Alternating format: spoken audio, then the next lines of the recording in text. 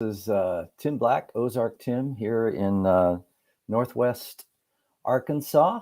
And this morning, in a few minutes here, a good friend of mine and former colleague from our work in Kazakhstan in the mid to late 90s is going to come on, Zbyshek Pawlak. And when he comes on, I'll give you a little background about our connection and how we got to know each other and how we've stayed in touch over the years and his current work.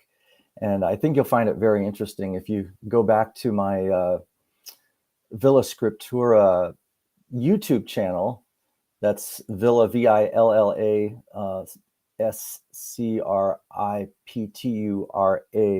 Villa Scriptura. You'll find an archive of interviews I've done with him in the past year, detailing his involvement in the Ukraine and what he's been doing there. So look that up and take a look at those, see what's going on with his work with Dutch civilian action and the humanitarian work he's done. But before he comes on, I'd just like to give a couple updates about what's going on here for us. So we're having a dusting of snow this morning. So that's going to make the morning a little bit interesting. I don't think it's going to be anything too heavy, but we may stick around here today. There's always things to do here: chop wood, go on bicycle rides. Incidentally, I'm trying to ride my age. So I turned 63 in early December. So I am trying to get on my bike and ride along the Razorback Greenway, which is a designated paved roadway that goes from Bella Vista, where we live, right on the border of Missouri and Arkansas, and all the way down to Fayetteville, where the University of Arkansas is located. I have not done the entire length of the Razorback Trail. I think that's 40 miles, but I regularly try to get about 21 to 22 miles in 3 days a week. And that gets me to the wonderful magical age or number of 63. So that's what I've been doing and enjoying our time with our grandkids. All of our grandkids and all of our children live here now. So it's been really great to spend time with them and go on hikes and go to Silver Dollar City and explore the region. There's so much more I haven't even started to do. There's lots of caves and all kinds of things, lakes, rivers, streams.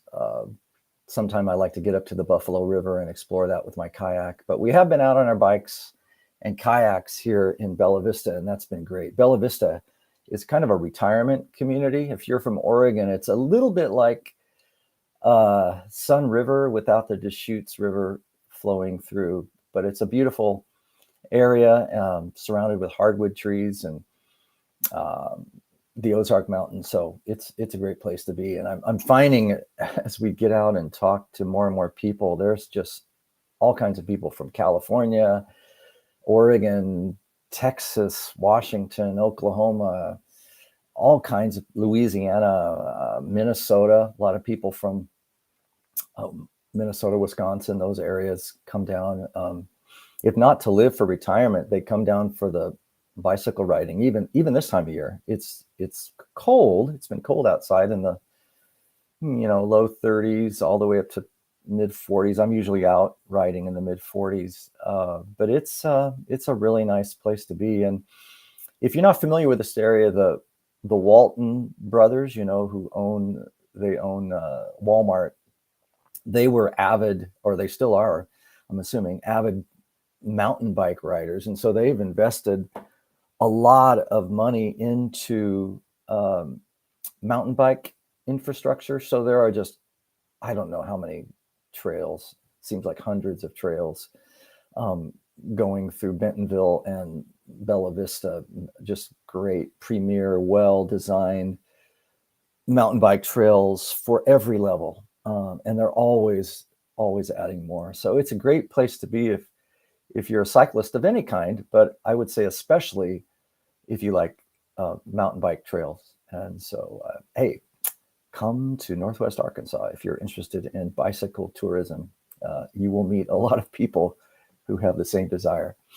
Now, on another topic, one other thing I'm doing and going to get going on this month and into February is a rebooting of my Villa Scriptura channel. Now, I've been doing vlogs on that channel through the summer when we were on our trip out west.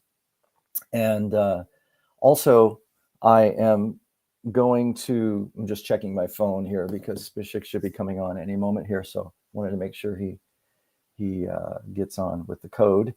But anyway, I was doing vlogs on that channel and plan to continue to do that. They were just short things I did with my cell phone for the most part. But if you visited my channel, you know that another element to what I was doing was doing some lessons, especially on the resurrection, what death means biblically, the difference between the concept of being resurrected and floating out of your body when you die as a so-called immortal spirit. So if you want to go back to some of that teaching, that might be a good idea if you're interested. There's 6 or 7 lessons from 1 Corinthians 15 and other places that they were my attempt to show how the resurrection is preached or proclaimed by Christ, the apostles, the prophets, as the singular means by which we as redeemed people of God escape the clutches of death. But this year, what I wanted to do is go to some of those passages that people might raise, like the thief on the cross, or Lazarus and the rich man, or the Transfiguration episode, or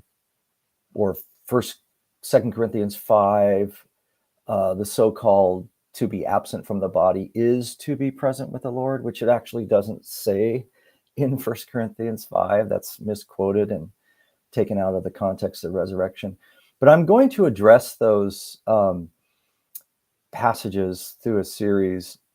Not sure what I'm going to call this series yet, but basically it's sort of those, yeah, but what about this? And also address the issue of, does it really matter? Does it matter what we proclaim, if we proclaim resurrection only, or sort of a pre-resurrection floating out of our body and then reuniting somehow with our body? I mean, what does it really matter? I've had people say that to me too as well. And so I'd like to address that and try to argue that the resurrection is to be proclaimed as we proclaim the gospel, and not something else added to it, like some Greek philosophy from Plato or something like that. So anyway, that's my goal. I'd like to, as I did when I started the channel, I want to include some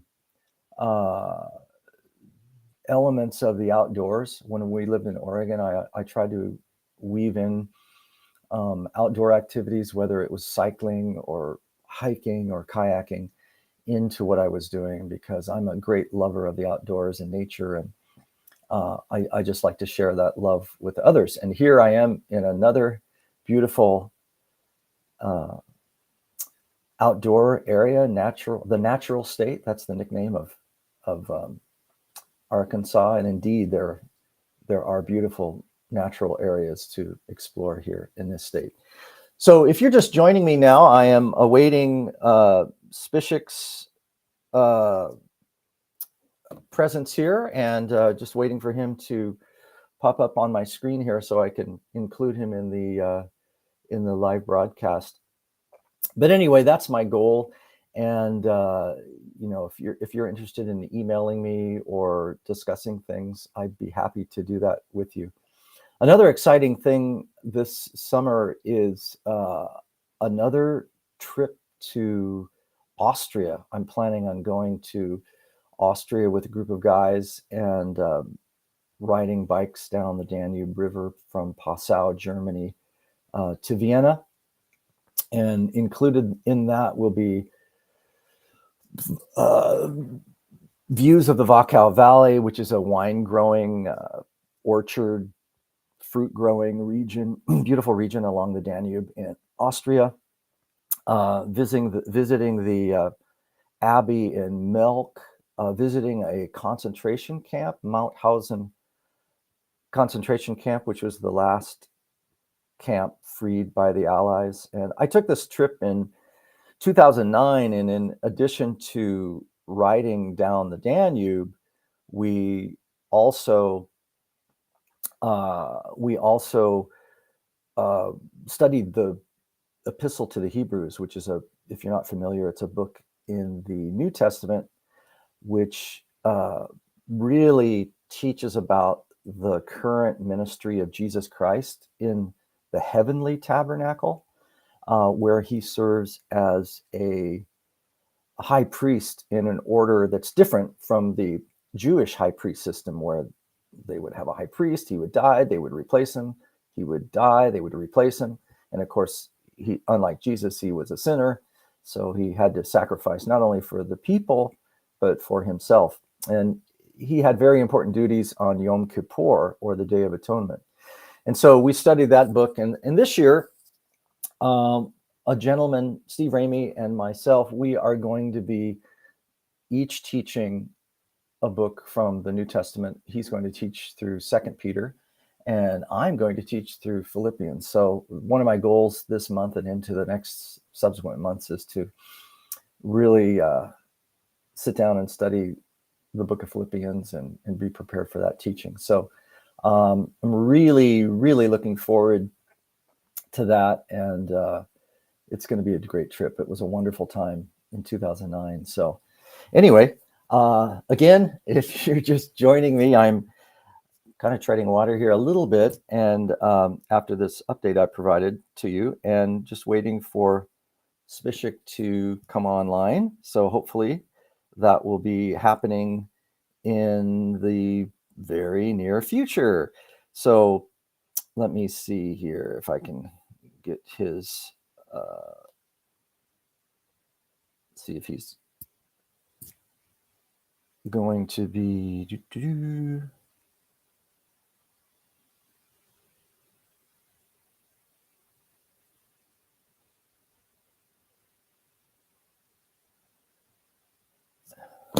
okay. Maybe while I'm waiting, I could just read to you from one of my favorite Psalms. And the first one I want to look at is Psalm 2. If you're not familiar with this Psalm, this is great. This is a great Psalm in terms of the promise of the Messiah's coming and all that entails. So this is Psalm 2. And again, let me... Okay, here we go.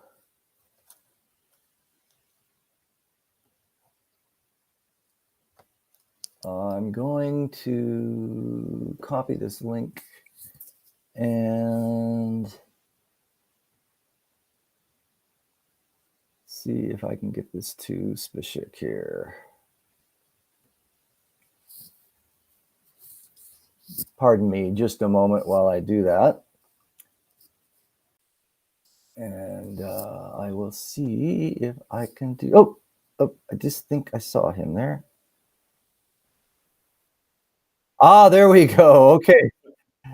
You're on, and here we go. There you go, Zbyshek. So, Zbyshek, I was about to read Psalm 2, but I'll get to that later. That's such a great psalm. If you remember the psalm about the Christ coming, and kind of ties into what you're doing, because in that psalm it talks about the Lord laughs at the nations that try to rebel against him, and he's going to bring his son to come and rule one day, and all the nations will be subject to his rule and his glorious, perfect, loving ways that are unlike Putin's.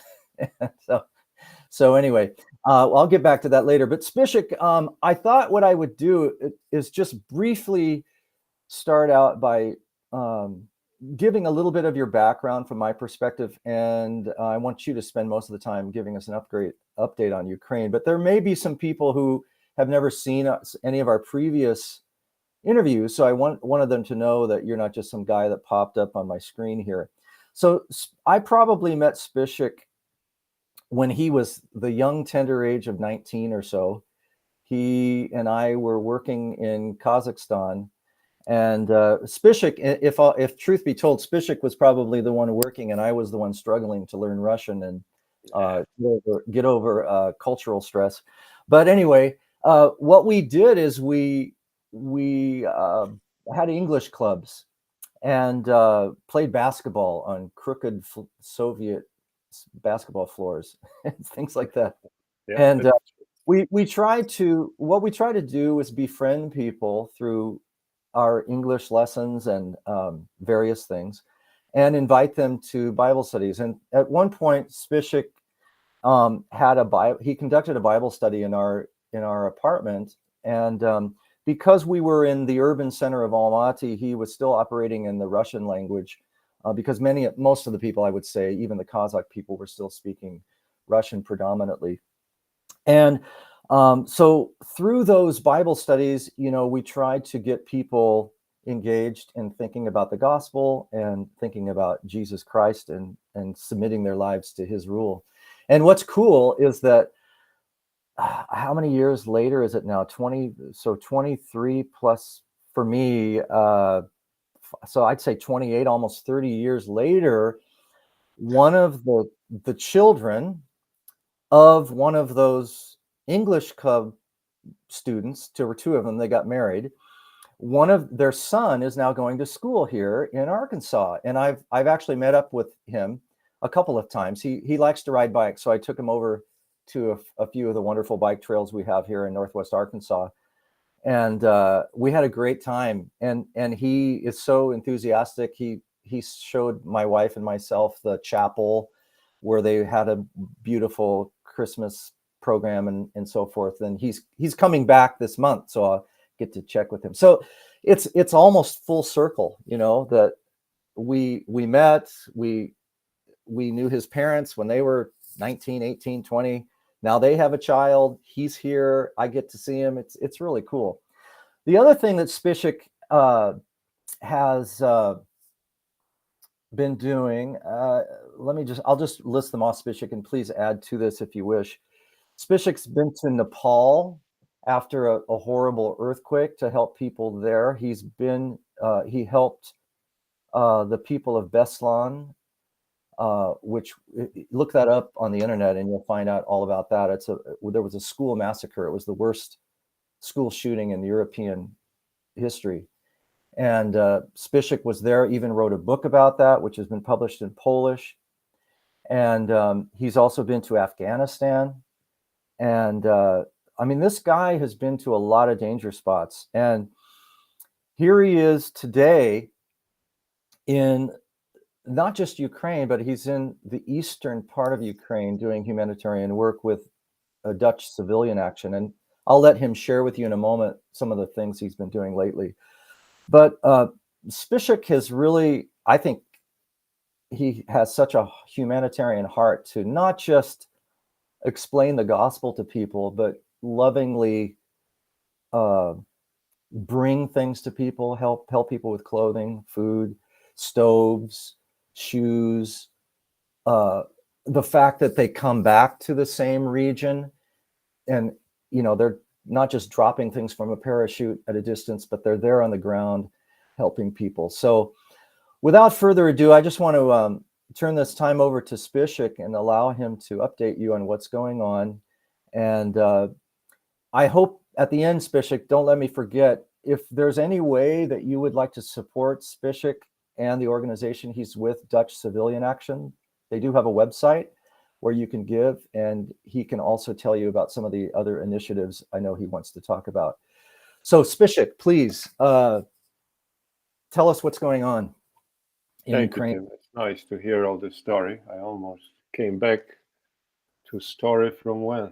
It's 30 years Hard to believe. ago. We're both grandparents. I forgot to say that. Both Oh, Zbyszek and thank I are you. Yeah, grandparents. yeah, Zbyszek's just beginning. He has one, and I have six. yes, So yes, yes. I may have to give him some Oh, I therapeutic need some. Yeah, advice yeah, not if he needs therapy. You something. can give me some tips how to do it.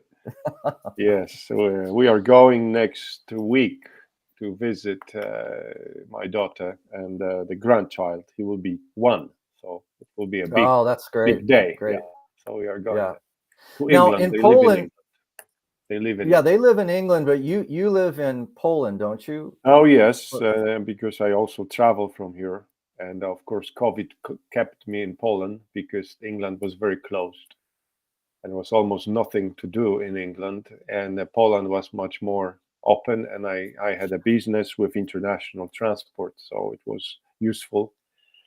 But since the war started in Ukraine, which is the next country to Poland, and Poland, as you know, and like the other Eastern European countries, were part of the Soviet Union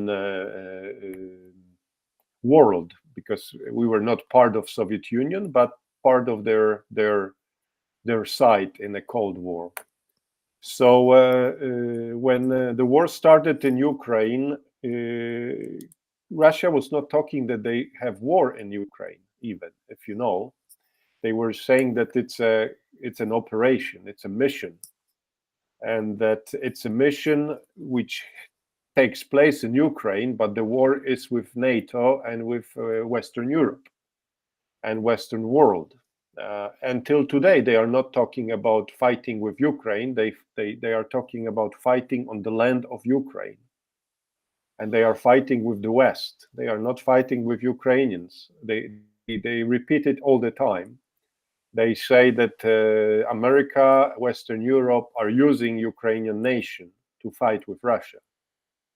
Now, Zbyszek, is that because they want the people of Russia to remain behind the war? And if they characterize it as a war against the West, then more people will buy into it. Is that why? Yes, that is. It's not only. There are two reasons. One is that the propaganda of enemy, which was the West during the Soviet times, it has not left that area, that region, former Soviet Union. They still cultivate this anger and towards the West, and they call perestroika as the weakness time of Soviet Union, and that it was manipulated by the West and it was a mistake. So the truth is, President Putin is trying to come back to the times before the Soviet Union fell down. So this is much bigger issue than just the war in Ukraine, and they are very clear on that in Russia. In the West, they try not to scare everyone. They talk about war in Ukraine and with Ukrainian nation. But looking at the comments, the TV, radio information on Russian channels, it's very clear that every Russian hears that we are fighting with America and with NATO, and our poor brothers in Ukraine are have been used by the West in a different way, and they want to bring this enemy. No, not enemy. They want to bring the break between Russia and Ukraine. So it's really, I mean, it's very schizophrenic when you when you hear and see what they say, which is very opposite to what Ukrainians, of course, see, because Ukrainians don't see NATO army. They don't see NATO using anybody. They see civilian buildings, hospitals, schools, churches, apartment buildings, anything you can name, railway stations destroyed by Russian missiles. So it's very strange when all the information on another side of the border between Russia and Ukraine is totally different story. And probably most of the Russians, they don't know what's the truth. They Mhm. don't know how the war looks like. Right. Uh, When I initially talked to you, you spoke of something called the Ruski Mir, the Russian world. yeah, Is you is remember. is Yeah, that is that still something that they talk about, that we're bringing this so-called paradise of a Russian yes, world yeah. into? They like to say that, and this is it's what also Ukrainians try to refer to as Russian Ruski world, Ruski Mir, which brings only destruction, chaos, and yeah, and death. It's what we need to say, because there are a lot of civilians who were killed, and it's a crime. It's a war crime. And when we travel there to the east side, not far from the front line, because sometimes we are even 12 kilometers, which is what less than 10 miles from the front line, because there are people in villages, and we bring them warm clothes, food, and other stuff they need, generators, water pumps. Uh, we can hear what's happening, and what people, I mean, people tell us the stories in towns and villages which were occupied for 6 8 months by Russians, and how this Ruski Mir looks like, Russian Mir looks Mhm. like. You know, And it reminds me a little bit of Pax Romana. You know, if you were living in the Roman Empire and you were a Roman, and you thought, hey, this is great. We've got roads, we've got water coming through the aqueducts. This is wonderful. But if you're on the other side of it as a slave or a Jew being, crucified under, Roman rule, Roman law, it looks, Pax Romana does not look like such a wonderful Roman peace. It looks like warfare. So, when you mention that the Ukrainians are talking about Ruski Mir, in a sense, they're, well, not in a sense, they are being ironic about it, because obviously they're the Russian world that's supposed to be like a paradise in Putin's mind is actually something very satanic, something very destructive, almost like the beasts you read about in the book of Daniel. for sure, there is no much truth, and it's, I think, the biggest problem for the Russian nation, that um, they cannot meditate, they cannot make decisions on the real information and the truth in life. Everything is manipulated, and they just deal with lies. So, and they've been produced for the last almost 2 years about Ukraine, about the West, but it's very similar what was happening during the Cold War, when the information about the West was just produced. It had nothing real in it. It was made to meet the needs of the audience, to love their country. This is it's like making somebody love you by lies. Right. It's like being good for somebody and then use him for your own purpose, and it's how it looks like. And today I wanted to share a little bit, because I was invited by American Foundation, one person who is starting his foundation to help in Ukraine, and I visited with his family Ukraine twice already, and it was his third trip. And he had on heart. He's a very successful businessman in the States, but he had on heart to help children who lost their fathers in the war. Mm. And I haven't us with the Dutch civilian action, and me myself visiting Ukraine. We were working in the east side of Ukraine, and we were helping people there. We haven't really noticed this issue, honestly saying. We were asked to help military sometimes with different goods and different help, but never thought about it because it was like, far away still. We were helping refugees, we were helping people coming back to their homes in occupied areas to return to normal lives. But and of course soldiers who were resting in these areas, but we never thought about their families, what's happening. And today we talked with this man in the States, because we are thinking about also fundraising and getting others involved in this. And one answer he received was, why don't you help our heroes, American families who lost their husbands, fathers in the war? And of course, always there are. I mean, in every country there are always needs and people who need it. Poor people, sick people, young people, old people. I mean, every society needs to help its own society. There's no question. But so we talk about it. Why do we want really to help those families?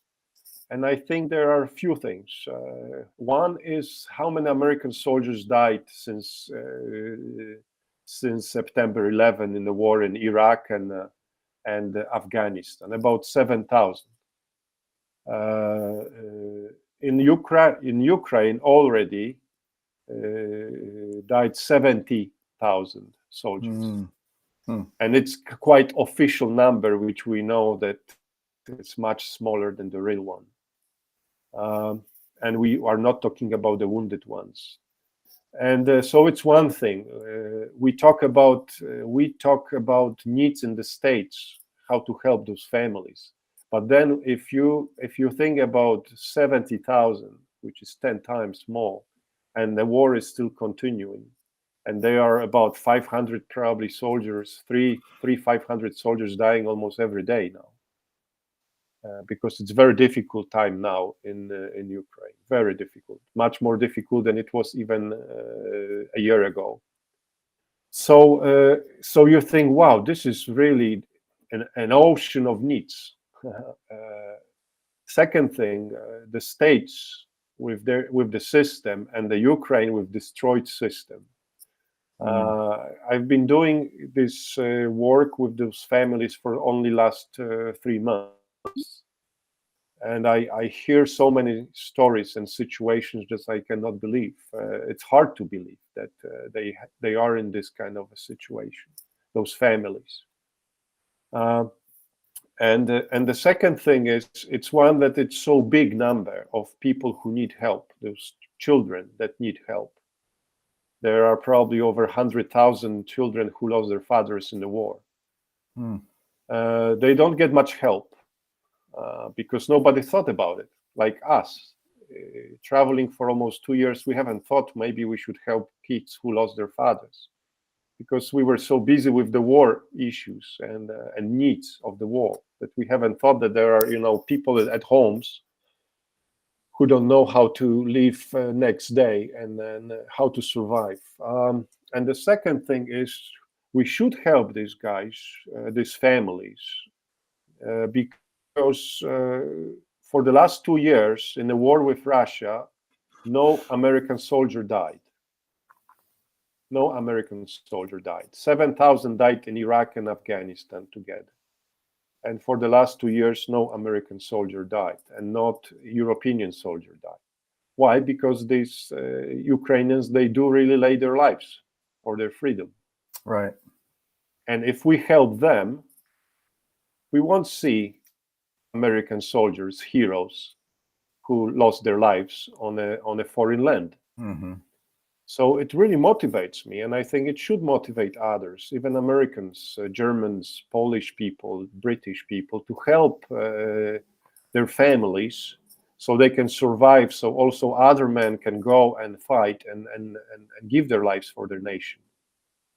Because today many soldiers in Ukraine, they go and fight not for freedom, they go and fight for their families. They do really do that because they know if they don't stop Putin, he will come to the border with Poland. There's no question. And they already see how Russians move towards the border with Poland. They destroy every city they enter. So they know that they need to fight this war for their own families, for their own children. Well, and I would think he also has his eye on the Baltics and Of course, possibly of course. Finland. Now that hasn't Finland joined the Yes, NATO? yes, of and course. Yeah, now and they that, are starting to have problems on the border with Russia. right, right. So I mean, So that it is, whole region. yeah, it is, and then it was already said by President Biden that if Ukraine loses, then American soldiers, NATO soldiers, not just American soldiers, they will need to get involved in the war because the Russians will not stop. Mm-hmm. Because they are fighting not with Ukraine, as I said at the beginning, they are fighting with the West. They are fighting with America. They always will challenge America. They always will challenge. It's in their mind. This is this Ruski Mir. This is this Soviet man who still thinks he's the strongest. He's the best nation, and all of this, which of course all other countries are recognizing that it's not the strength. Its strength is in cooperating, and strength is in building peace and development. And life is tough enough. We should fight. We should fight cancer. We should fight fame in other countries. There are so many things we should fight, and not each other. So I'm learning a little bit last month about situation of the children and also education, because this foundation, they want to help with education to Ukrainian children so they have a chance for the future. Why? Because you don't know about it. I didn't know about it, but in Ukraine, there was not a classic formal education for the last 4 years. That's quite disruptive. Yeah, everything started with COVID. Mm-hmm. Since COVID started, about which we may not remember even now, 4 years ago, they stopped regular schooling. Everything went into online. And isolation started, as we know, social isolation. And then when we started to celebrate freedom and going back to normal life, the war started in Ukraine. So the schools in Ukraine did not function for the last 4 years in a normal way. So the children who started school 4 years ago, they don't know what school is. Yeah.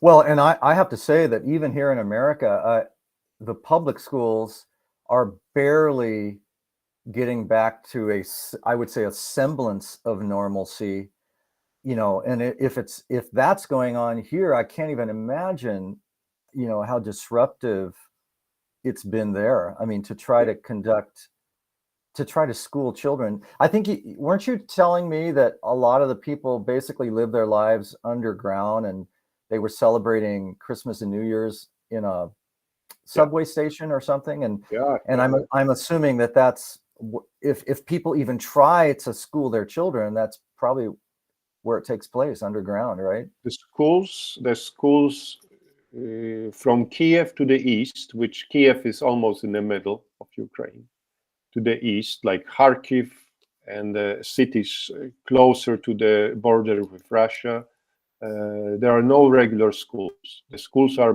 mostly closed. Most of them, maybe 10%, 20% of school buildings may be open.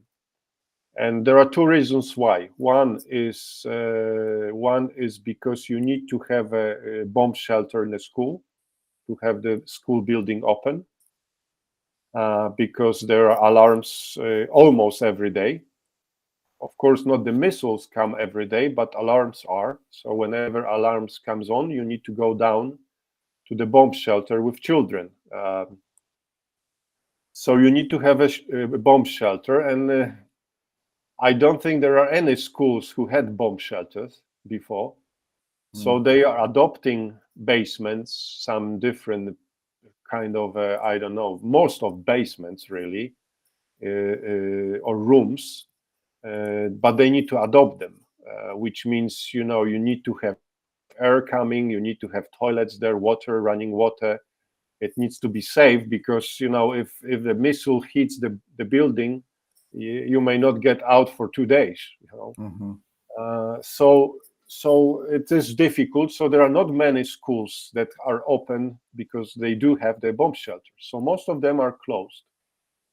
I don't remember how many, but in thousands of buildings, school buildings were destroyed. So there are not school buildings because they were destroyed during this fights.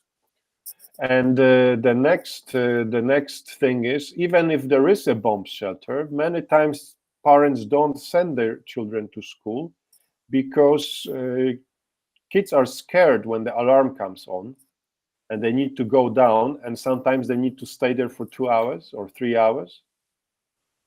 So parents prefer, usually if the alarm goes, parents leave their jobs or home and they run to school to pick up the kids and go back. So many times, if they have a chance with a grandparents, if you remember, in the East, grandparent is a big institution. All these babushkas are staying with the children, or one of the parents tries not to work or something, and they take care of the kids. So they don't send them to school. Because kids are scared, and also parents know that it doesn't really work if every day they need to run anyway to school. Another thing last year during the winter time, and this time it's starting, is that they have blackouts, which means that the electricity is turned off. And at 3 o'clock, it's getting dark. 3-4 o'clock in the winter time is getting dark, and you have no electricity. So what's the reason to sit in a school? Right. And if you remember, also in the former Soviet countries, the schools are operating in 2 or 3 shifts, which means children go to school in the morning, they leave about noon, then another shift comes, they start at noon, finish about 4, and sometimes shifts start at 4 and they finish about 7 or 8. So all the afternoon classes can't really work. I know when my last year in Almaty, I worked in a school and we had, I would call them brownouts, where it was a periodic shutting down of electricity. So Yeah. I remember my daughter was kindergarten age, 6 or so, and the bathroom was downstairs, so they had to train them they had pen light flashlights, and the little kids would be trained to carry those little flashlights down to the bathroom and go to the bathroom. And unbelievable. Not only that, but I remember when I would be teaching, I could see the steam coming out of my mouth because it was so cold in the building. But I know how disruptive that feels just for one day or half a day. Yeah. I can't even imagine. I cannot even imagine how so that if would it's feel. cold, and many times it was cold in the winter time at the schools, so they are sitting in their jackets. So then as a parent, you have like 3 days like that. The child is starting to cough, or they say, oh, we have no heating again. So they say, okay, stay home. Yeah, right. So I just give you examples of what's happening with education and institutions. So they came up. Zbyszek, I was going to say, you remember during COVID, and probably the same thing happened in Great Britain, but that there was a rise in mental health issues because of the isolation. So Oh, yeah. I would imagine that these kids that they're experiencing post-traumatic stress, or not even post. They're still in the middle of the stress. Exactly, it's It's the not like it's problem. gone away. It's continuing traumatic stress. Um, and the isolation, the anxiety, the depression, all of those things. I would think that the entire nation is experiencing some form Yeah. of Oh mental yes. anguish. Oh yes. Yes. And we can see it by spending time with these children. Um, we can see exactly the symptoms which we were talking about in COVID that may come, which is they are very close. They don't want to spend time with other children. They prefer to stay home than to go to school. They got too used to it. Although not always it's true, but why I'm saying it, because the younger kids who were able to come back to school in different ways, and I will share what ways, but they were able. They are very happy. I mean, it's so funny when you come to the classroom with little kids, first, second, third grade, and you ask, do you like the school, and all of them say, yeah, we love the school. Sure. It's Yeah. Sure. I'm Sure. not used to it. I usually see I've used to see confused faces. What's a strange question are you Yeah. asking? Probably like going to Disneyland or something for them. Yeah, but they are really happy. The younger kids are very happy they are back because Hmm. they can be together with Sure. others. Sure. It's true. Yeah. Yeah. But the older ones, especially the teenagers, to 15 years olds, 12, 15, honestly saying, you can see they have problems. I mean, Mm. mental problems with themselves. They don't know how to cope with it. And and the directors of the okay another so there are so many obstacles to open a school, but still another one is they try to also mix these two options, which is they have online school and offline school. 1 week is online, 1 week is offline, which also gives a bigger number. You talk about public school. Usually it's in the public schools because they have so many students, like 1,500 students in one building. Right. They cannot fit all of them because they will not have a bomb shelter big like that. Another thing, they can't really shift to use the shifts because it's dark and cold. So they divide the month into weeks, and they bring one group to school, another group of the students are sitting at home and have school online, and then they change. So they try this kind of stuff. So we talk to these directors who run schools like that, and they say, "Oh yeah, we try to cope with it. We have this online, offline, and then you talk to the parents, and they say there is no school. Hmm. This is not Hmm. school. Believe me." Sure. You know. They give you the real scoop. Yeah. So I haven't. We were helping people in Ukraine a lot. Traveling there for almost now 2 years. But I haven't thought about this. And sometimes it happens, yes, especially when you are a teacher and you start to work with education, how difficult it is, how some families are in big trouble, why they have no results, because of family issues, because of a lack of good teachers, many things. I mean, you spend your life in education, and I look at this education problem that Ukraine has for the last 4 years. And the first time, I must say, and I saw schools in Afghanistan and other places, Nepal, but it got me scared because they were in a quite normal system. Sometimes they even were proud that the Soviet system is better than the West because children, learn a lot and they can do a lot, and it's just a different way. They memorize everything. It's the way to teach, but this system, which is not, in the West, is not great, but it got destroyed by this war. Hmm. There is no, I could say, almost there is no education system now. If parents don't take care, if there are not some very, very committed teachers, and there are not many of them because they left. Because if somebody was educated and he took his family and left for the West to provide education and help to his children, they knew that the schools will not take care. They are not able. So we visit these children now in their homes, especially that we visit those widows who lost their husbands, and they have these children from 5 years old to 16 years old. 2 children at home, 3 children. Some of them have some tablets. Some of them have some old laptops. Internet works, sometimes doesn't work. Sure. However you want to protect your children, however you don't want to destroy, to complain, because it's a war, you must agree there's no education. Mm-hmm. It's not working. It's internet education. Sure. Lack of consistency and all. Yeah. Technology problems. Yeah. So, and also internal refugees who come from the east and now they live in the west.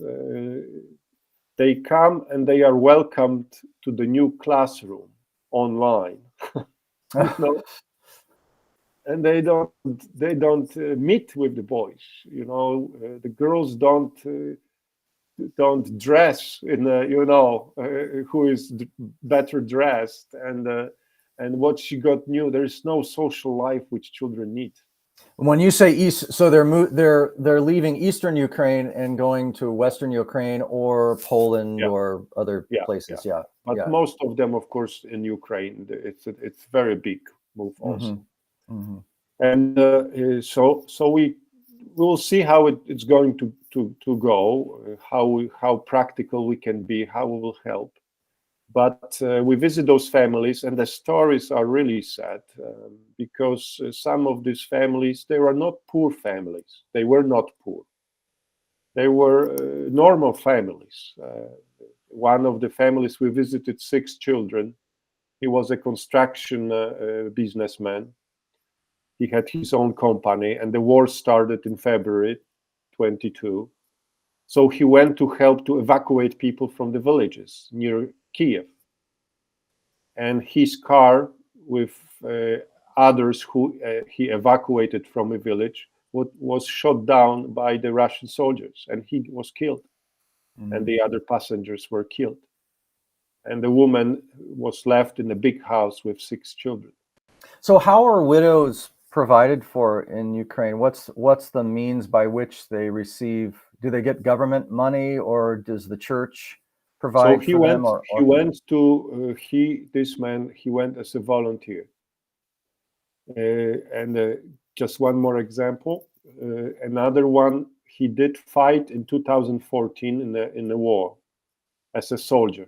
He was well educated in Germany when Russia came to take the Crimea, take the east side, Donbass, Donetsk. He went in 2014 to fight against Russians. He was injured a few times.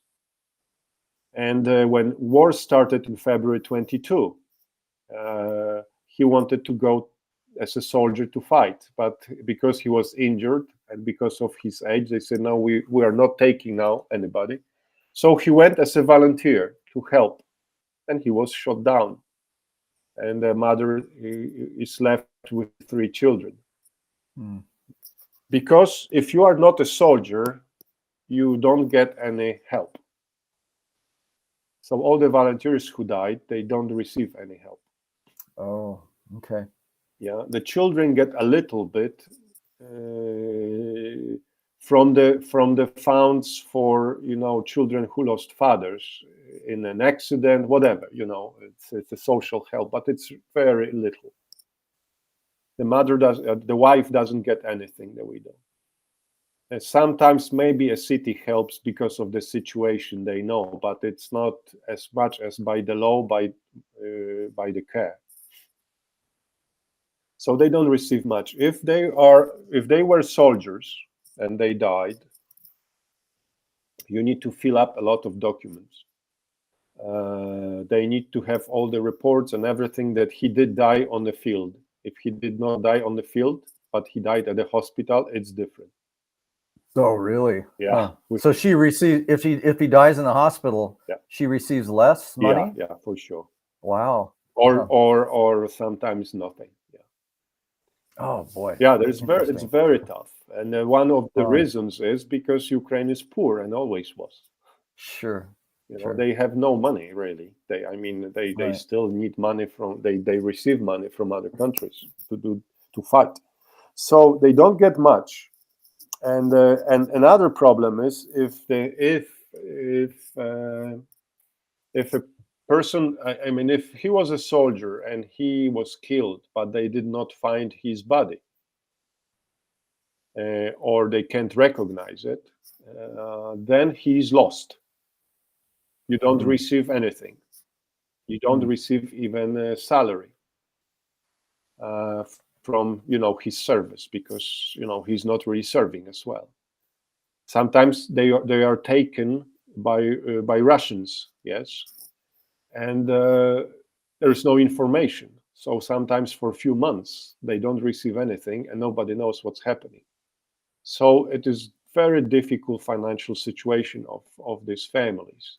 But not only financial is difficult, the mental is very hard. mhm. So she lost her husband. The children lost father.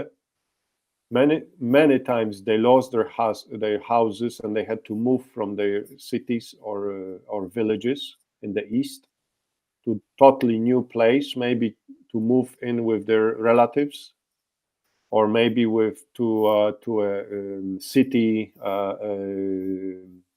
flats, houses, less houses, maybe apartments, 2 rooms, or live with other refugees. And so they don't have the main provider.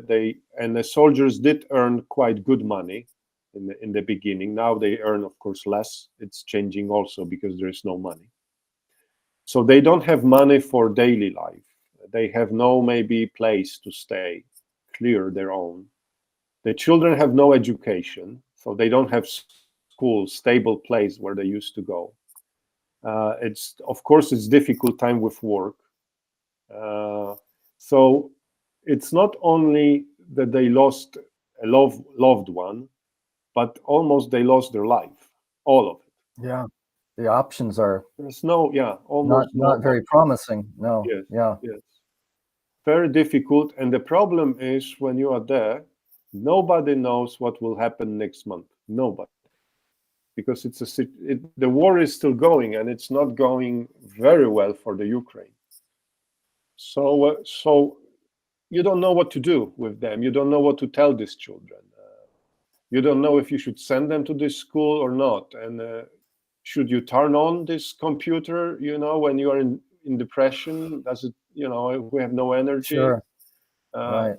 Very, very difficult. And I didn't know that it's so bad, honestly saying, because it's not just material situation. It's the situation that they are in. So I'm thinking a person like you who's done a lot of humanitarian work, you could look at something like this and be overwhelmed. You Yeah, not you are. only, I mean, there's just so many things going on in the world, and then here you are in Ukraine. Just your main focus right now is on Ukraine, and you could just get overwhelmed with all of the needs. So how do you sort of pinpoint, or be strategic about, what you want to do, and how would you recommend that people listening to this might Yeah. help in some way? I as you explained in the big picture, that there are so many things happening in the world and in Ukraine, and but also from my experience, years of experience, there is always a group of people who are doing something with it, and it's unbelievable. Um, Sometimes, we say that Jesus with his disciples, they changed the world, and we think like, wow, this is amazing. But honestly saying, in my 30 years of experience working in different places, there are always Jesus with a little group who is changing the world. Mm. They are not nations who are changing the world. There are these small groups of people who are doing something about it. So we came to this town, which is about 100 miles from the border with Poland, where we met those almost 200 widows with their children, and we found a little center, widows center, who are helping one widow at a time and one family at a time. They adopted a sort of a basement into a center where they have a room for meetings. They created a small coffee shop where they can come and have coffee, tea for free, and just socialize. They have a room to play for the children. They have a massage room, small massage room. So because this women are in pain, and they don't want to be touched. It's how they explain me even. So they start to help them also in relaxing. They have one small room which is a hairdresser, because many of them will not go to the hairdresser. Sure. But Sure. why not to take care of yourself? Yeah. Provide a person dignity in the midst of chaos. Yeah. And then it's a little room for a therapist, psychologist, who meets with them individually. And I saw this place and I felt like, wow, it's unbelievable, is it? There is And somebody. these are they Ukrainians, Yeah. or are they people from No, different places in the world, or Ukrainians helping Ukrainians? Yeah. So we said, okay, give us few families, we will start with them, because you are giving them so much help. We would like to help their children with education. And so we help by paying and starting to organize English classes for them, so they can learn language, because if they learn English, for sure in the future they can get better education, even online. So are you conducting the classes online, or are you doing it because I know you go in every 6 weeks or so? We are now paying for their English classes in town. Okay, so you're paying fluent Ukrainian people who are fluent in English in Ukraine. Yes, you're so paying them to teach the classes in person, or they go to the local kind of an English courses school or something for children. Okay. So some of them already have done it, and so we help them now just by paying for it, so they can buy food for themselves from their own money. Some do it online. I'm sure we will build this project into hiring more teachers and maybe starting another school or something. Why? Because there are two things. Three things. One is they learn English. Second, they can meet together, and it's good for these children.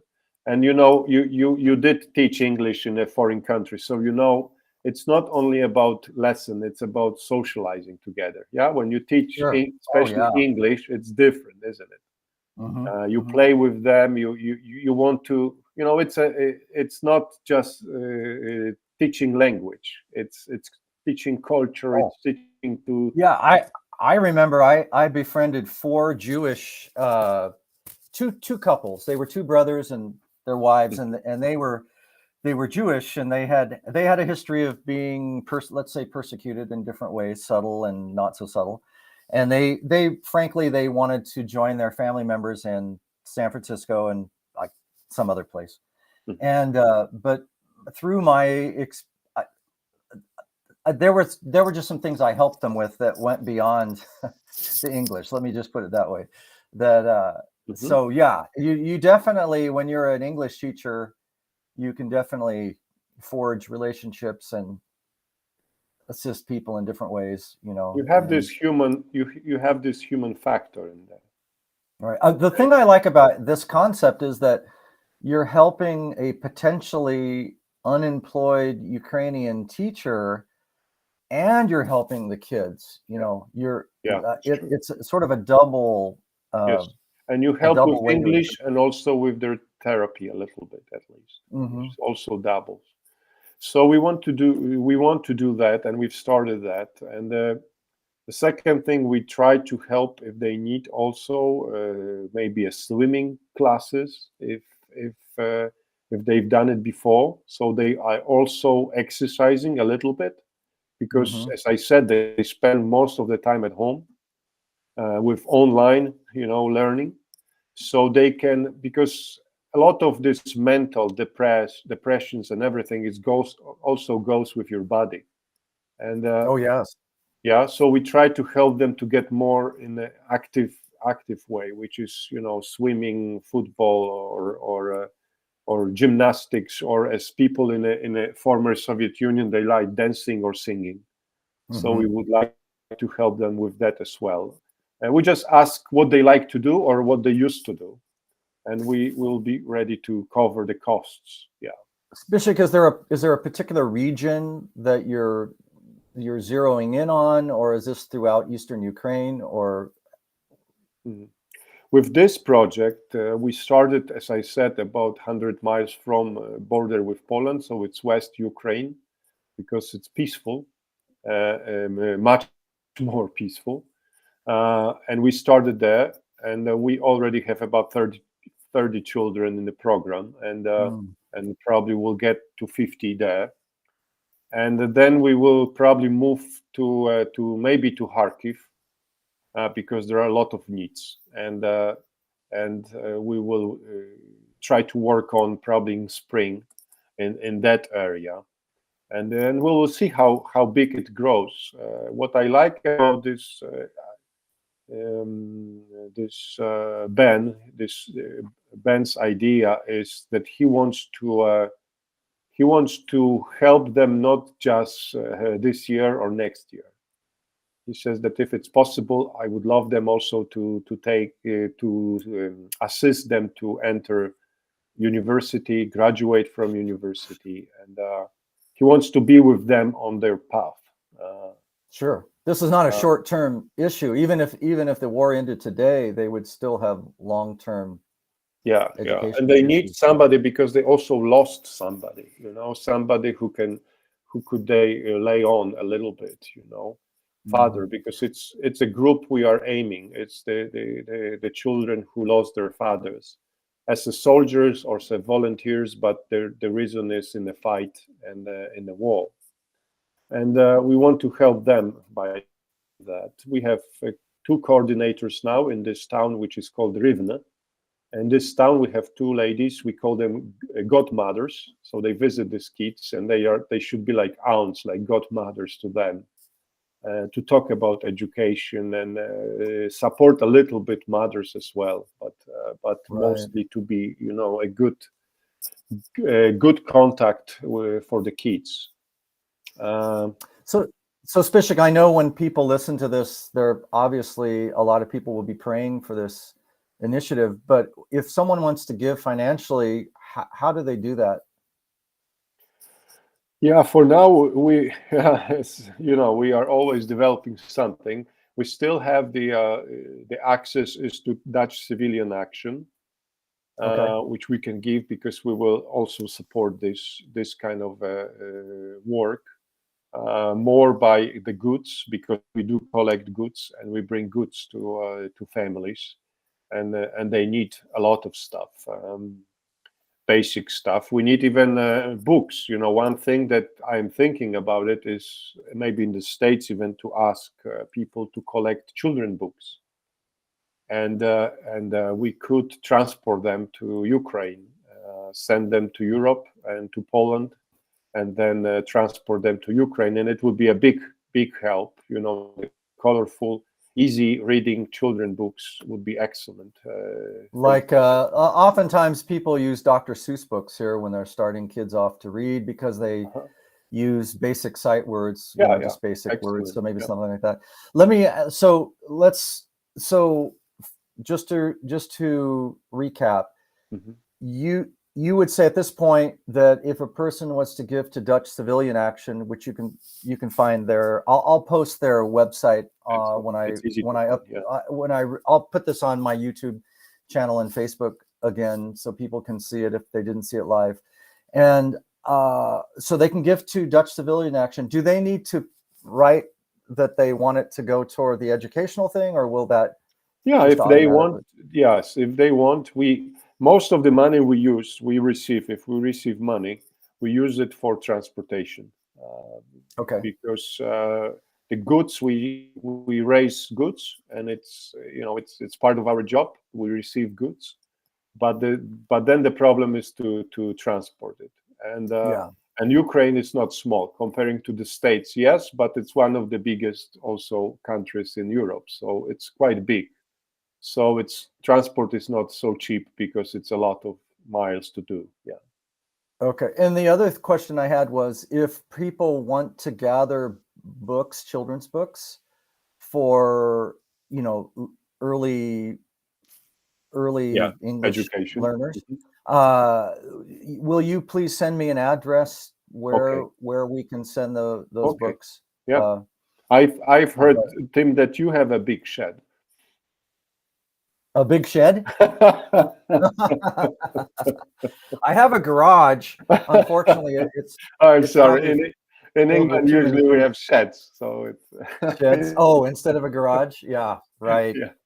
Yeah, Garage is all no, the junk. yeah, No, no, no. no, certainly if people wanted to send them to me and then I could send them on, but No, no. yeah, just let me know It's a how surprise. Yeah. if I should get them send them to Poland No, or but what I where. want to say that it's a new project, what I'm sharing about, but it is new because we just, somehow I stepped into it, and but it's a real need, and and it doesn't matter, when the war ends. Even these people, they need help, and they will need help for a longer time, and it's a good cause. It's a good cause because you invest in young lives, and you just help these young lives not to lose trust, to this crazy world.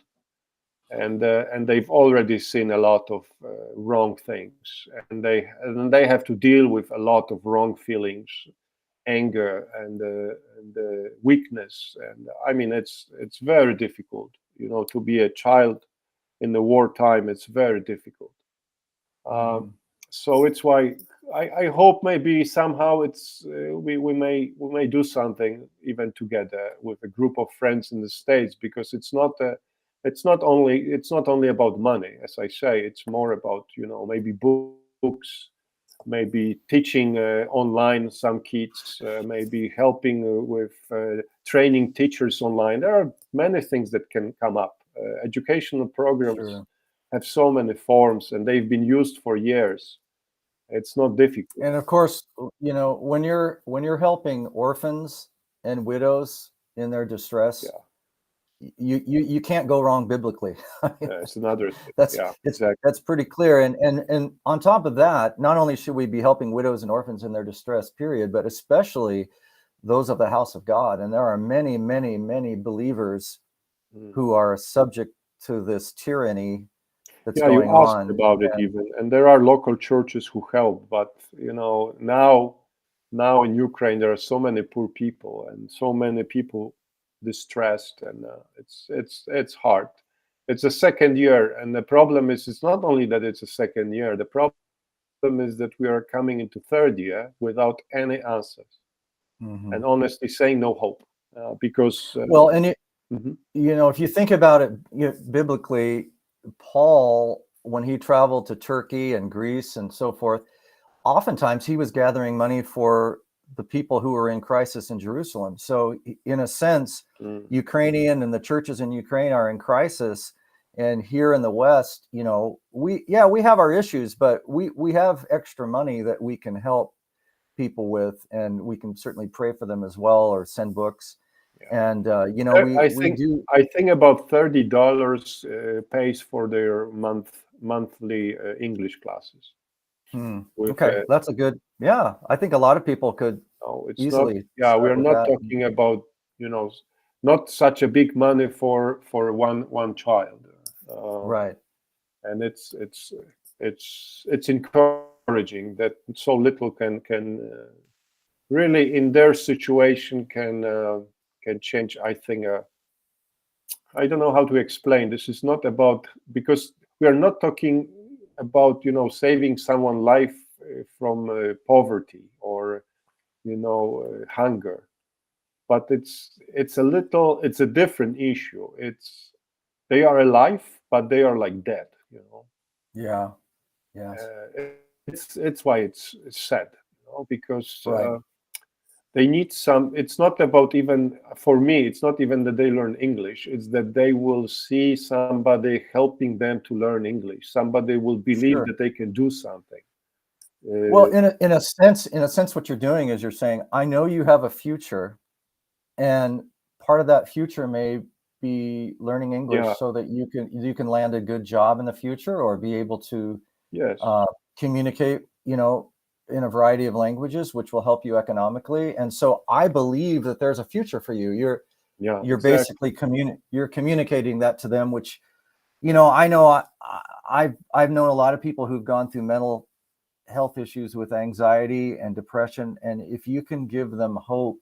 Yeah. You mentioned exercise. That's a big, huge thing. I was glad to hear about the swimming thing. Sounds great, because I know, boy, physical exercise can really help you when you're going through anxiety and depression. But also knowing that there's a tomorrow. There is definitely a tomorrow. I may feel like I'm in the pit of hell right now, but there is a tomorrow, and Yeah. people around me who care about me keep telling me that. So I And I if think they that's a great idea. speak, and if they learn English, even if they don't know it now, some of them, they already speak a little bit, as you know, because their schools, they had schools, but those who started schools, they don't really know. But if they start to learn, and as an American, you help them to end to have those classes.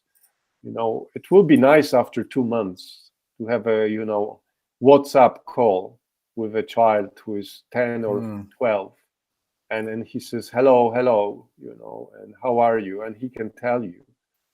It would be, I believe it would be nice.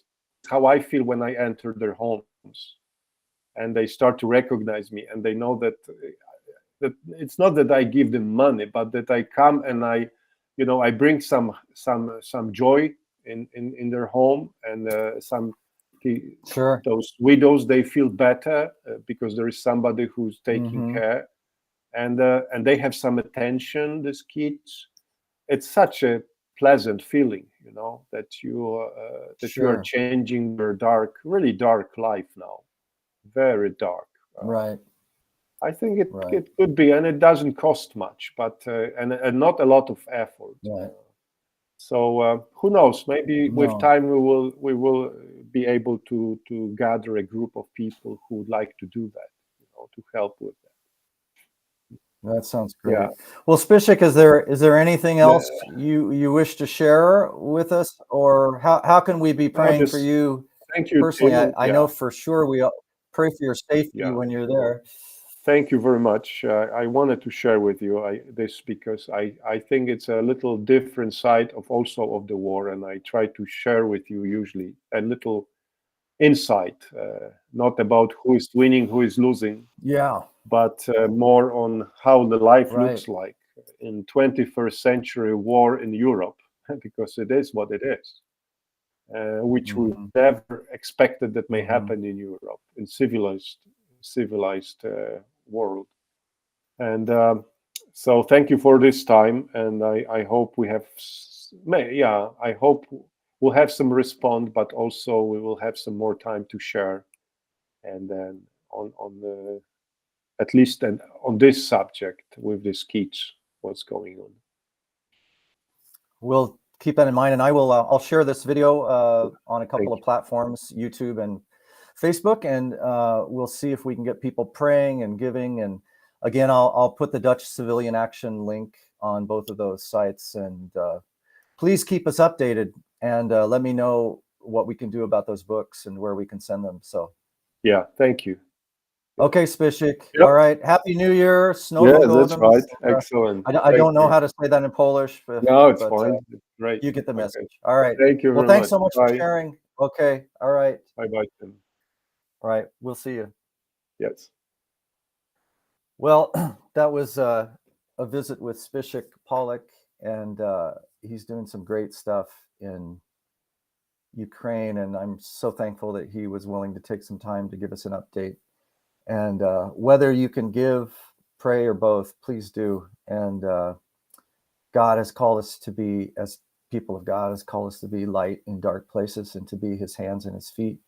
And I know for me, I can suffer from compassion fatigue because it's just so overwhelming between things going on here in the States or in your own family or in other nations of the world, Israel, Gaza, all these things going on. It's just a crazy, crazy time. And yet, like Zbyszek said, it just takes a small little group of people to make a little dent in people's lives, and they can make a huge difference. So on that note, I will bid you adieu and wish you all a great day. And thanks for joining me today. Bye-bye.